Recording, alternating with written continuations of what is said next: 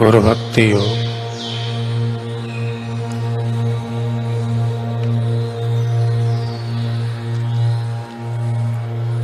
गुरु भक्ति के अभ्यास से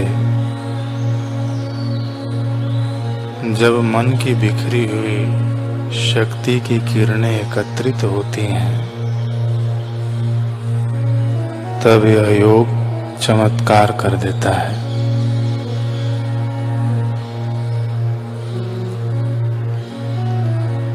गुरु भक्ति योग की फिलॉसफी के मुताबिक गुरु और ईश्वर एक और अभिन्न नहीं है।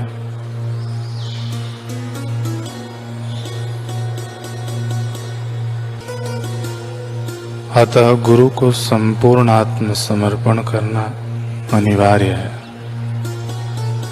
गुरु भक्ति योग में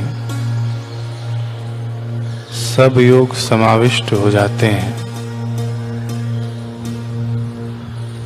गुरु भक्ति योग का आश्रय लिए बिना कोई भी व्यक्ति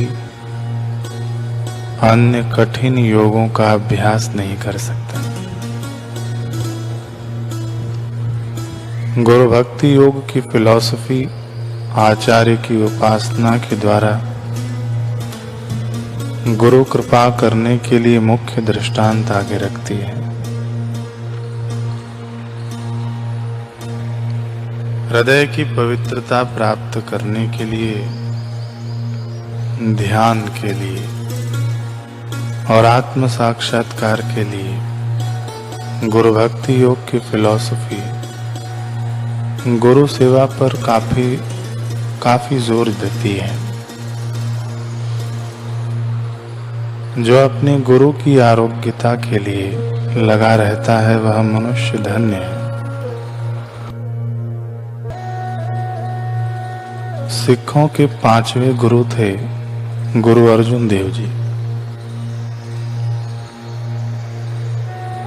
गुरु अर्जुन देव जी के पास गाने बजाने वाले कुछ बैरागी लोग आया करते थे। कहा जाता है कि उन दिनों उन्हें मिराशी बोला जाता था। उस समय गुरु अर्जुन देव जी की गायक मंडली में 2 मिराशी लोग थे। वे दोनों ही मुस्लिम जाति के थे। एक का नाम था सत्ता और दूसरे का नाम था बलवंडा। वे दोनों गुरु के आश्रम में कीर्तन भजन आदि गाया करते थे।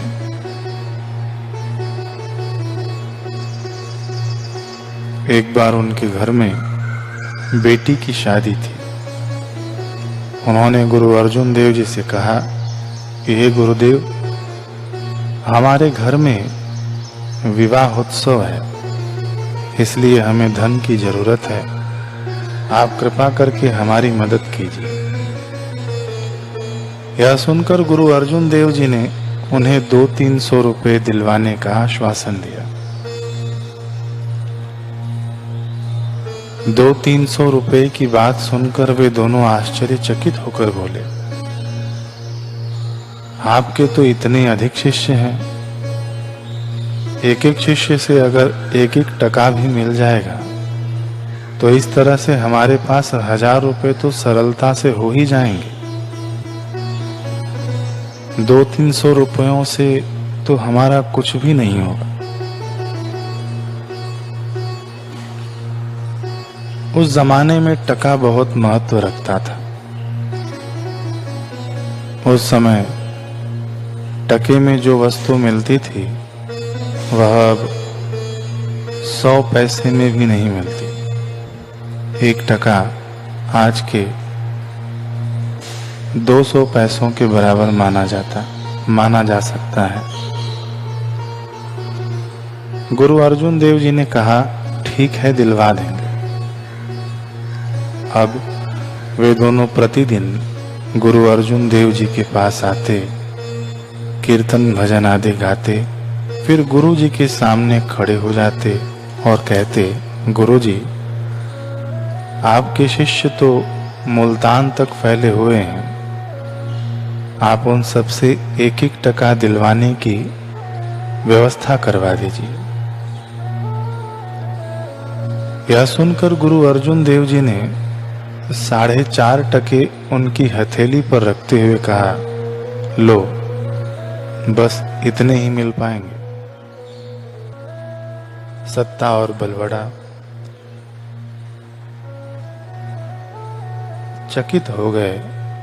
4.5 टके पर क्यों, इतने ही क्यों मिल पाएंगे? गुरु अर्जुन देव जी ने कहा कि 4.5 टके इसलिए कि उस अकाल पुरुष परमेश्वर के भी 4.5 ही सच्चे शिष्य हैं। एक तो सच्चे शिष्य थे गुरु नानक देव जी, दूसरे अंगद देव जी, तीसरे अमरदास जी और चौथे रामदास जी। 5वां मैं आधा शिष्य हूं। मैं अभी आधा ही उस ब्रह्म को समर्पित हुआ हूं। वे सब तो पूर्ण शिष्य थे, इसलिए 4 टके पूरे।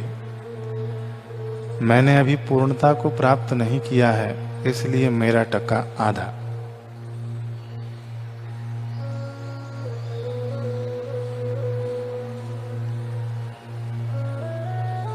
पूरा प्रभु आराधिया, पूरा जाका नाव, नानक पूरा पाइया, पूरे के गुणगान।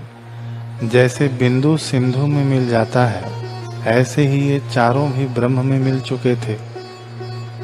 वे पूरे के पूरे थे। 4 सतशिष्य और आधा मैं, इस तरह से 4.5 टके ले जाओ। यह सुनकर उन दोनों को गुरु अर्जुन देव जी के प्रति अश्रद्धा हो गई। उन्होंने गुरु अर्जुन देव जी के पास आना छोड़ दिया और निंदा करना शुरू कर दिया। गुरु अर्जुन देव जी ने उनको संदेशा भेजा कि आप लोग आओ, कीर्तन करो, भजन करो और संगत को उल्लसित आनंदित करो। लेकिन वे दोनों नहीं आए। गुरु अर्जुन देव जी ने दूसरी बार एक व्यक्ति को भेजा तो उन्होंने कहलवा दिया कि हम नहीं आएंगे। उसके बाद तीसरी बार जब गुरु ने संदेशा भेजा तो उन्होंने कहा, रोज रोज संदेशा क्यों भिजवाते हो? हम भी देखते हैं कि हमारे बिना अब आपका आश्रम कैसे चलता है।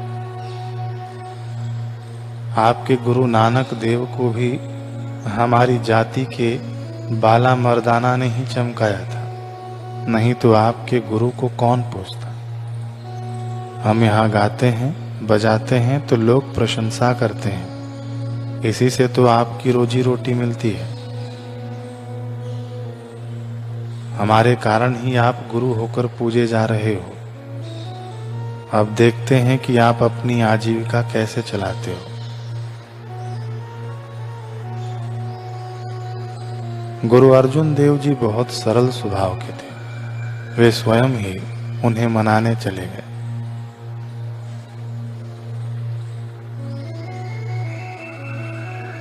उन्होंने कहा, भाई जो हुआ सो हुआ। तुमने ही तो कहा था कि शिष्यों से टका दिलवाओ, तो सतशिष्य तो ये 4 ही थे और मैं था आधा, इसलिए मैंने तुम्हें 4.5 टके दिए। लेकिन तुम चिंता मत करो, तुम जितना कहोगे मैं तुम्हें उतना धन दे दूंगा और तुम्हारी बेटी की शादी निर्विघ्न हो जाएगी। तुम्हारी बेटी हमारी भी तो बेटी ही है। गुरु अर्जुन देव जी की बात सुनकर सत्ता और बलवंडा बोले कि इन मीठी मीठी बातों से काम नहीं चलेगा।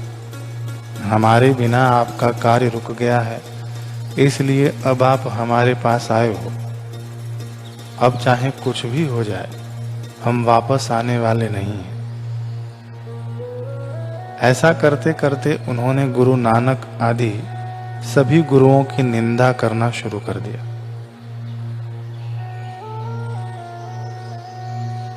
गुरु अर्जुन देव जी पहले तो सब सुनते रहे, लेकिन जब वे लोग उनके गुरुजनों पर पहुंचे तो उनसे सहन नहीं हुआ। वे बोले कि जब तक तुम मेरी निंदा करते रहे तब तक मैं कुछ नहीं बोला, लेकिन अब तुम मेरे ब्रह्मवेत्ता पूर्ण गुरुओं की निंदा तक पहुंच गए हो, यह मुझसे सहन नहीं होता।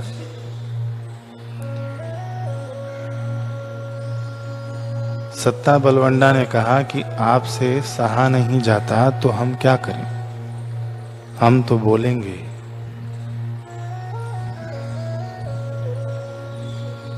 जब वे लोग चुप नहीं हुए तो गुरु अर्जुन देव जी को क्रोध आ गया और उन्होंने उन्हें श्राप देते हुए कहा, जाओ तुम्हारा सत्यानाश हो।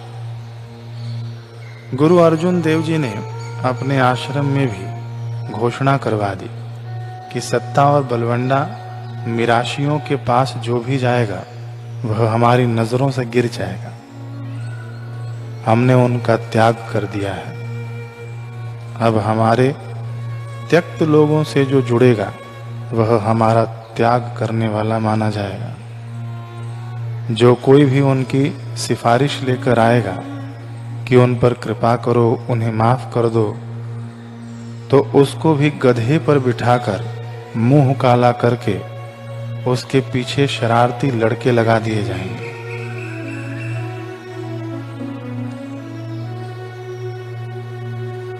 महापुरुषों के संकल्प में अद्भुत सामर्थ्य होता है।